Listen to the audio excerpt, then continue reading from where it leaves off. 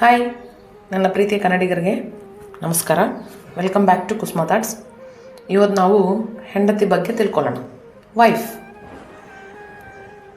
ಹೆಂಡತಿ ಬಗ್ಗೆ ಅಂದರೆ ಜಾಸ್ತಿ ಪಿಕ್ಚರ್ಸಲ್ಲಾಗಲಿ ಈಗ ಇರೋ ಸೋಷಿಯಲ್ ಮೀಡಿಯಾದಲ್ಲೇ ಆಗಲಿ ತುಂಬ ಜನ ಹೇಳ್ತಾನೆ ಇರ್ತಾರೆ, ಮಾಡ್ತಾನೆ ಇರ್ತಾರೆ. ಹೊಸದಾಗಿ ನಾನೇನು ಹೇಳೋ ಅವಶ್ಯಕತೆ ಇಲ್ಲ ಅಂತ ಸ್ವಲ್ಪ ಜನ ಅನ್ಕೋಬೋದು. ಬಟ್ ನಾನು ಹೇಳೋಕ್ಕೆ ಇಷ್ಟಪಡ್ತೀನಿ ರೀ. ಯಾಕಂದರೆ ಹೆಂಡತಿ ವೈಫ್ ಅಂದರೆ ಎಷ್ಟು ಜನ ಹಸ್ಬೆಂಡ್ಸ್ಗೆ ಎಷ್ಟುವರೆಗೂ ಇಷ್ಟನೋ ಗೊತ್ತಿಲ್ಲ. ಬಟ್ ಅವ್ರು ಬಂದಮೇಲೆ ನಮ್ಮ ಲೈಫ್ ಒಂದು ಟರ್ನ್ ಆಗುತ್ತೆ ಅನ್ನೋದು ದಯವಿಟ್ಟು ಮನಸ್ಸಲ್ಲಿ ಇಟ್ಕೊಳ್ಳಿ. ಸ್ವಲ್ಪ ಜನಕ್ಕೆ ವೈಫ್ ಅಂದರೆ ಒಂಥರ ತುಂಬ ಕೇರ್ಲೆಸ್ ಇರುತ್ತೆ. ಒಬ್ಬರು ಪ್ರಾಣಕ್ಕಿಂತ ಹೆಚ್ಚಾಗಿ ನೋಡ್ಕೊತಾರೆ.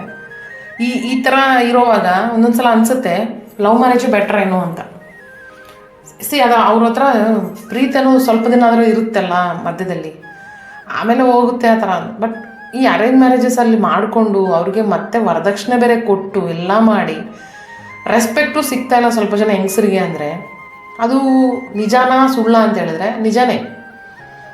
ಯಾರಾದರೂ ಹೇಗಾದ್ರೂ ತಗೋಬೋದು ಈ ವಿಷಯನ. ಯಾಕಂದರೆ ನಿಜ ಮಾತಾಡೋದಕ್ಕೆ ನಾನು ಧೈರ್ಯವಾಗಿ ನಿಜವೇ ಮಾತಾಡ್ತಾ ಇದ್ದೀನಿ. ಹೆಂಡತಿಗೆ ರೆಸ್ಪೆಕ್ಟ್ ಇಲ್ಲ ರೀ ಸ್ವಲ್ಪ ಇದರಲ್ಲಿ.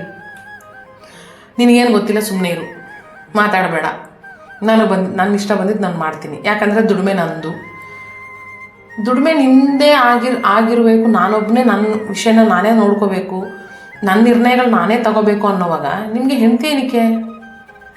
ನೀವೊಬ್ಬರೇ ಇರ್ಬೋದಲ್ವಾ? ಇದು ಎಲ್ಲರನ್ನೂ ಸೇರಿ ಮಾತಾಡ್ತಾ ಇಲ್ಲ. ಯಾರಾದರೆ ಹೆಂಡತಿ ಅನ್ನೋರಿಗೆ ಮನೇಲಿ ರೆಸ್ಪೆಕ್ಟ್ ಇಲ್ದಿರ ಅವಳು ಕೆಲಸ ಮಾಡೋಕ್ಕೆ ಮಾತ್ರನೇ, ಮಕ್ಕಳನ್ನ ಎತ್ತಕ್ಕೆ ಮಾತ್ರನೇ ಬಂದಿರೋವಳು ಅಂತ ಅಂದ್ಕೊಳ್ಳೋರಿಗೆ ಮಾತ್ರನೇ ಇದು ವಿಷಯ. ದಯವಿಟ್ಟು ಆ ಥರ ಇಲ್ಲ ಅಂತ ಹೇಳ್ಬೇಡಿ. ಇದ್ದಾರೆ, ಅವ್ರಿಗೆ ಮಾತ್ರನೇ ಇದು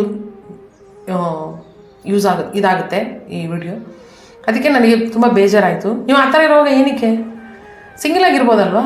ಅವಾಗ ನಿಮ್ಮ ನಿರ್ಣಯ ನಿಮ್ಮದು, ನಿಮ್ಮ ದುಡಿಮೆ ನಿಮ್ಮದು, ಹ್ಯಾಪಿಯಾಗಿ ಜಾಲಿಯಾಗಿರ್ಬೋದು. ಮದುವೆ ಏನಕ್ಕೆ? ಬೇರೆಯವ್ರನ್ನ ಏನಕ್ಕೆ ನೀವು ತಗೊಬಂದು ಇದು ಮಾಡಿ? ಅವ್ರಿಗೇನು ಮನಸ್ಸಿರಲ್ವಾ? ಅವ್ರಿಗೆ ಯೋಚನೆಗಳಿರಲ್ವಾ? ಆ ಥರ ನೋಡಬೇಡಿ ಅವಾಗ ಹೆಂಡ್ತಿನ. ಏನಂತೀರಾ?